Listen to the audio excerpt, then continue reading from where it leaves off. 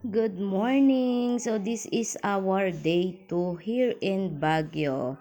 So, maaga nga nagising si Paul dyan. And syempre, tulala pa rin tayo dahil kakagising lang natin. Napasarap nga ang tulog namin dahil sobrang lamig. And, ayan na, 6:25 a.m. kami nagising. At ito nga yung bubungad sa atin. Good morning, Baguio. So, nandito kami sa Bokakeng. Hindi ko maalala yung yung lugar. Ayan. And syempre, gaya ng nakagawian, tatambay muna bago mag-asikaso para sa susunod nating itinerary. So, nagbigay nga sila dyan ng free breakfast nila, ang long silog. So, kain na tayo bago tayo umalis dahil medyo malayo-layo ang ating babiyahihin ngayong araw. So, 7:44 nga ay nasa sasakyan na kami at paalis na nga kami. Ayan, nag-video-video na tayo sa van, eme-eme, ganyan. At umandar na nga ang ating van. So, patirik ang kanilang mga daanan dito. So, siguro napakatitibay ng buto ng mga nakatira dito.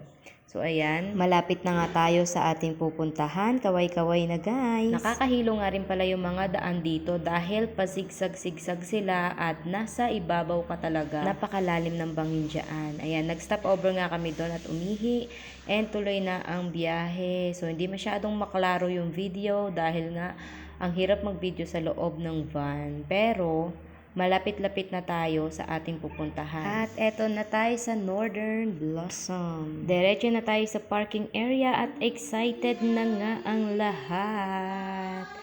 Hi! Hi! Hi! Video yan, video. Mag-picture tayo.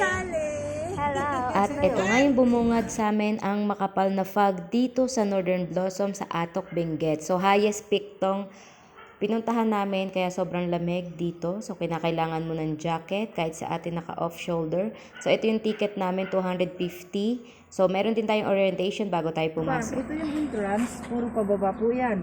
Wala din kayong time limit sa farm. Maliban na lang kung may coordinator kayo. May limit yan kasi may itinerary kayo. Pero kung wala, sa amin, wala kayong time limit. Anytime you want to exit, nasa inyo na yan.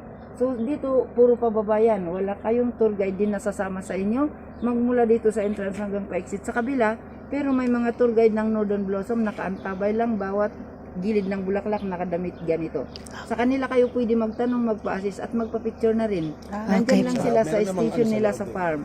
Tapos, yung mga bulaklak pwedeng hawakan, amuyin, pumasok sa gitna-gitna, picturean, pero hindi pwedeng Pumitas. Alright. Okay. Tapos sa baba, may makita kayong may nag-iisang bubong doon.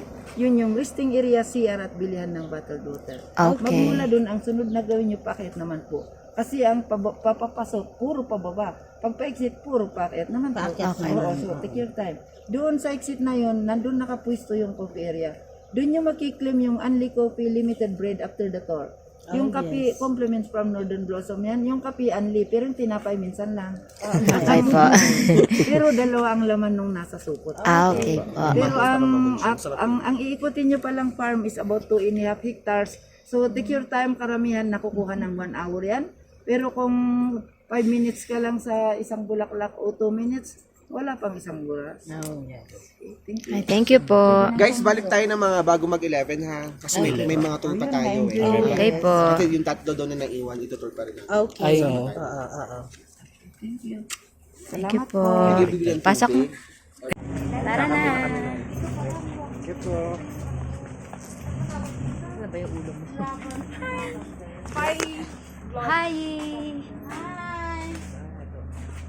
Wow! So, ito yung entrance nila. Meron mga snapdragons. Ayan. Ang gaganda ng kulay nila. Pulang-pula. And, syempre, picture taking. And, ito yung pinakang entrance dun sa pinakang garden nila. So, madaming bulaklak at halaman agad yung bubungad sa atin. Iba't ibang klase na hindi ko alam yung pangalan. Basta alam ko karamihan ay succulents. And may mga cactus na maliliit. And ayun, hindi ko rin alam talaga yung ibang pangalan nito. Nakakatuwa lang tignan kasi para silang mga coral reefs. Lalo na itong isa na ifo-focus natin na halos parang coral reefs ang itsura. At hindi ko rin alam ang pangalan niya. Ayan o, diba? Ang ganda ng itsura, ang gara ng itsura niya. Iba't ibang klase.